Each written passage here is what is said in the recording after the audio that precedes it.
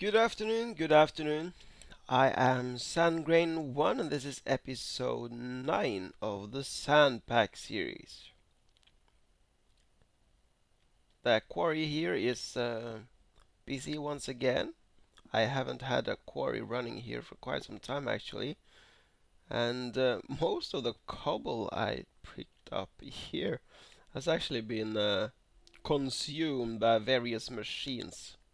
And we will take a closer look at them in this episode. I have sort of upgraded the power supply here for the quarry. There's two engines now, both powered, both fueled with fuel and cooled with water from the pump there. So no starting and stopping these engines any longer. I do have a switch here to turn it off though. But these combustion engines should now stay cooled instead of heating up and starting and stopping because of that. I do, however, have some safety mechanisms here. So 3 gold gates. And the logic here is that if any of these engines reach the red the red color, which means 5,000 heat, I believe, or maybe more, not sure. If they reach that heat, the blue wire will turn on. So if the engine is red, the blue wire turns on. And if the blue wire is turned on, then the red wire is turned off, because this becomes false, and this is an AND gate, so both of these must be true.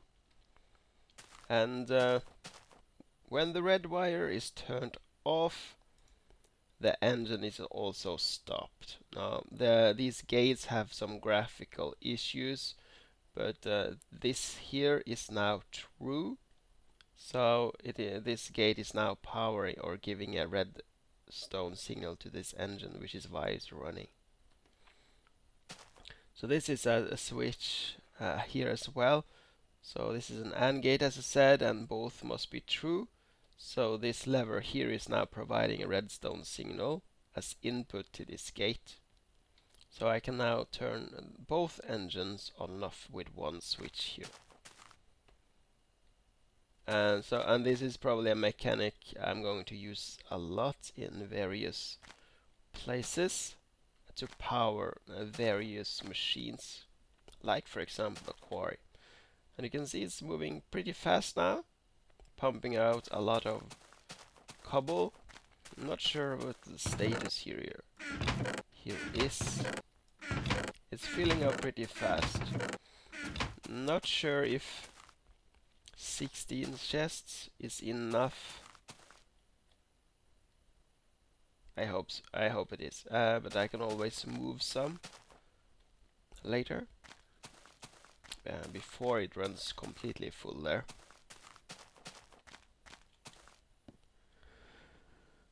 The tree farm here, I have expanded the tree farm with some energy production here. So the tree farm will first fill this chest with any wood, but as you can see it's now full. So the wood will travel here and to this furnace where it's turned into charcoal, and that is then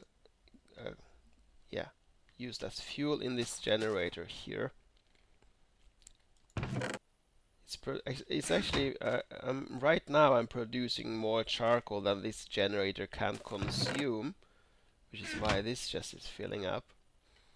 That I don't think the tree farm will be able to produce to produce that much logs, but right now I have some logs extra here, so I have been sort of keeping this hopper filled so that I turn all of this into charcoal. So, but eventually this chest here will be empty, and when that happens, I think that the generator here will be able to keep up with the farm. The generator is filling this new MFSU, so that's a lot of energy being built up. The energy passes through two transformers to go from high voltage to medium voltage and down to low voltage here. And that is the current needed for the extractor and for the electric furnace. So this is where I will set up more machines, I think. I need some sort of automatic system to handle any ores that come here. So these ores should be automatically macerated and cooked, or melted, I guess it's called, so that I get ingots. But I'm probably going to hook that up here somehow.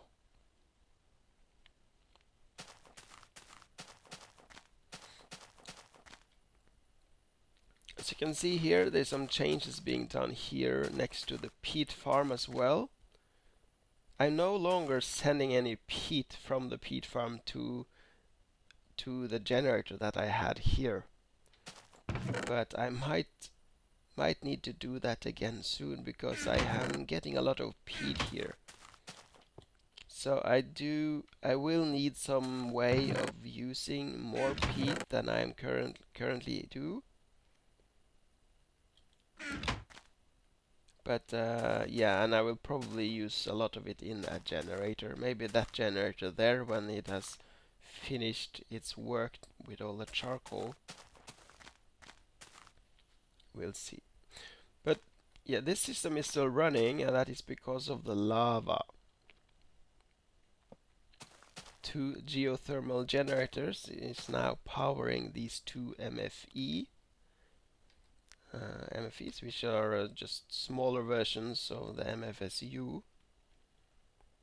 So I now have 2 times 600,000 EU here, and that is powering these machines here. The first machine is my sand generator here. It's using cobble as input and outputs sand. I discovered that the tree farm is actually not making enough sand for the peat farm. So I still need some sand supply. I'm also producing smooth stone, or stone, I guess it's called. Fairly large quantities actually. It's using cobble and the electric furnace. So lava is now my primary source of energy here. These two machines here are recyclers, and you can see it has made a strange item there. It's using cobble, and a recycler is actually creating scrap. You can see one scrap coming out here now. And yeah, scrap. Not sure how to explain it, but it's scrap. So the recycler is sort of turning any type of item into scrap. So if I accidentally put my diamond pick in here, it would turn out as fairly useless scrap. But scrap does have one use, which is really cool, and it is used in a mass fabricator. So it's now running here, and a mass fabricator does exactly what the name indicates. It is fabricating mass, and the scrap here is an amplifier. Normally the mass fabricator would use around 1 million EU for each cycle, so it's now at 37%. And normally it would take 1 million EU to get to 100, but when I add amplifier, that is significantly reduced. Not exactly how much it's reduced. It might be as much as 70% actually, something around that. This gate on top here is the tool I use in order to start and stop the mass fabricator, because the mass fabricator would run continuously even if I didn't give it scrap. But this gate will now turn the mass fabricator off if there is no scrap here. So it's starting and stopping fairly often.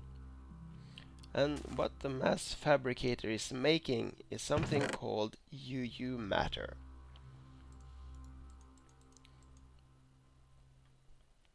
And UU matter is a very special type of material that can be used in crafting, because there is a lot of hidden recipes for UU matter, and I have set up 3 of them here. So 2 UU matter placed like this in a 3x3 crafting grid produce snow. I have another recipe here, I believe, grass, which is nice. So 2 UU matter placed exactly like this produce grass. There is also stone, so 1 UU matter producing stone, and wood. So there is a lot of recipes, and this will probably eventually be my way of sort of storing a lot of resources, and I will store the resources as UU matter in the form as UU matter, and then use these strange recipes to get the resources that I need. So I can actually do this for a lot of ore, so gold ore and iron ore, but they require more UU matter. Like for example in this one here, a special recipe to create iridium ore, which is a type of resource used in armor, IndustrialCraft armor. I think there was another recipe here as well. Yeah, reed. So a sugarcane, 48 sugarcane actually needs 6 UU matter. So that's a lot of energy for just 48 sugarcane. So that's a possibility if you're desperate. But because sugarcane is a renewable resource, I don't think this is going to be used too frequently, at least not by me. And last, diamond, of course. So 9 UU matter creates a diamond. And there's a lot of recipes like that. As I said, you can create gold ore and iron ore and a lot of ores. This system has been running for a while now, and I have produced a lot of biofuel here. So that should be a couple of a few 100,000 EU worth of energy there. This diamond factory of mine has created a stack of diamond actually, with the help of coal, flint and obsidian. I obviously need more obsidian. It's more light.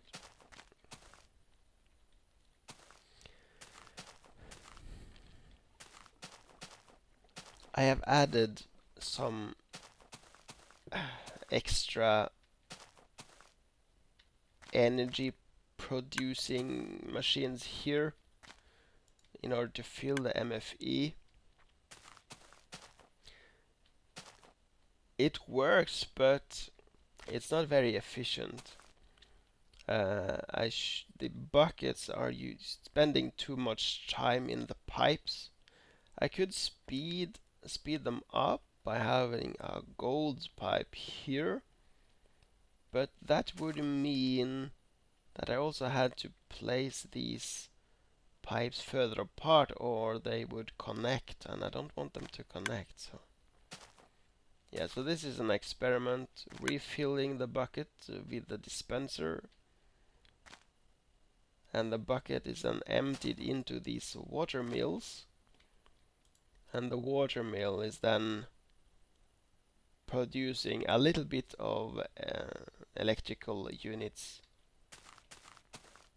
You can see how much actually you can measure it. So I'm now getting 1 EU per tick here. The geothermal generator there is generating in comparison 20 EU per tick. So for one geothermal generator I would need 20 of these. This said 2 because I have 2 of these.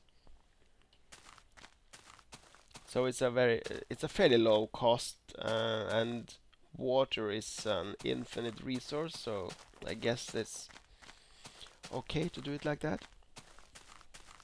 But yeah, geothermal energy is probably my goal. I'm going to use the nether as some sort of to pump up a lot of lava from the nether. But I don't think I'm going to run dry of lava here anytime soon. Let's go down just to take a quick peek.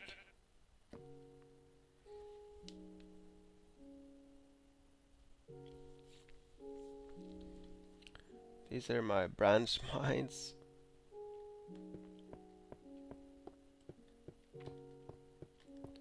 No slimes down here. Oh, there's one slime that has recently deceased. Yeah, so this is the pumping lava up to the surface. It has stopped at the moment because, as you can see upstairs, the tanks were mostly full. But there's a very large pool of lava back here. So yeah, a lot of lava, a lot of energy stored here in the mountain below the base. So all of this was lava source blocks. The same here, I believe. And all of that is being pumped up by that one pump. So the reach of that pump is fairly large. I assume that this was also source blocks at one time.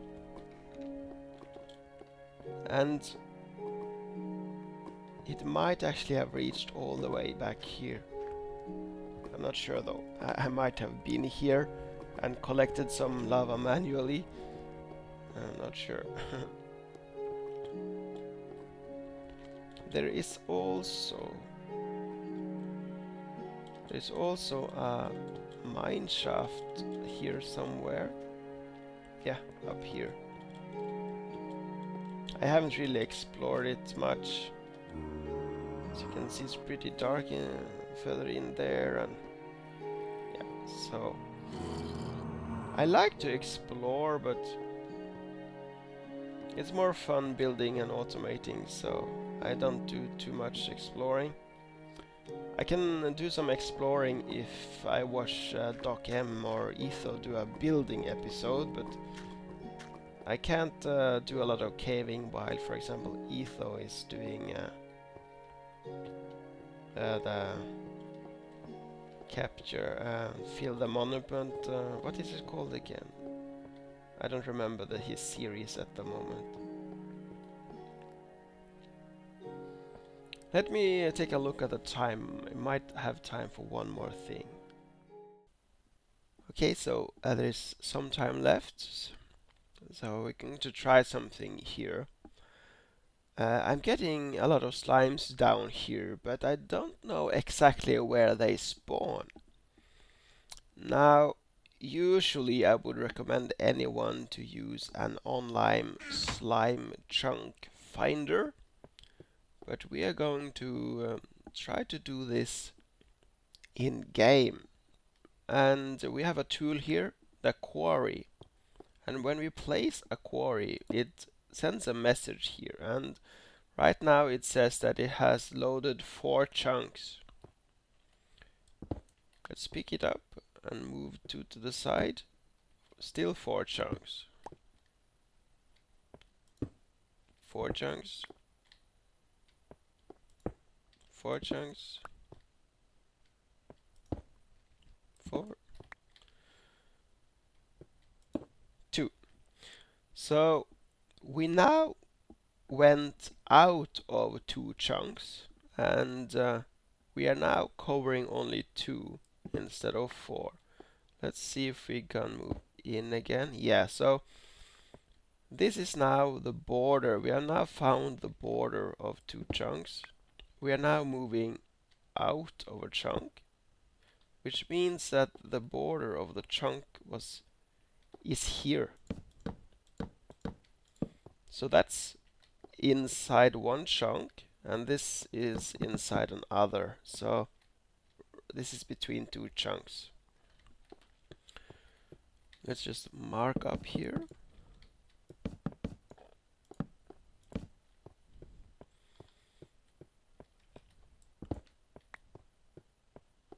Let's try this direction. 4, 4, 4, 2. So we now moved out of a chunk. 4. So let's move out of the chunk. So this is now the border of a chunk.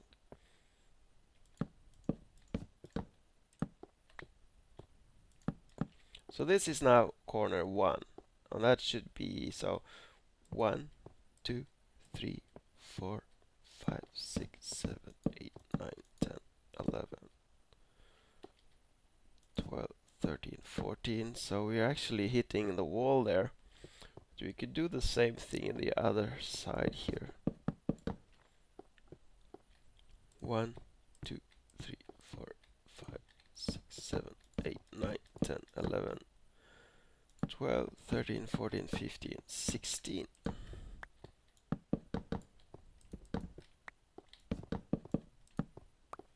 So this is now inside a chunk. So the goal is to see if I can capture a slime in here.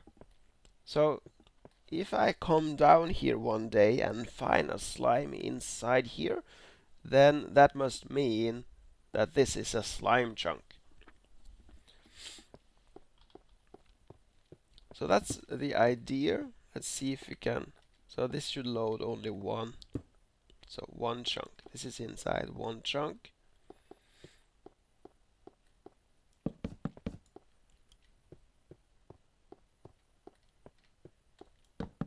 So that, as I said, I would probably recommend that you use an online slime chunk finder. But I thought that this was a cool idea, and I will see if it works. I don't think there is any slime chunk right here actually, but I do believe that there is one inside here somewhere. Because this is the place where I see most slimes. I can also, from time to time, see slimes in that corner, and that corner there. But that is probably because of the stupid pathfinding they have. When they spawn, they will start moving in one direction and just move on forever until they hit something, which is why they end up in corners, and they might, all of them might actually have started over there. But yeah, so this is a way I'm going to find slime chunks in this world. So yeah, call me crazy. Anyway, thanks for watching. Bye bye.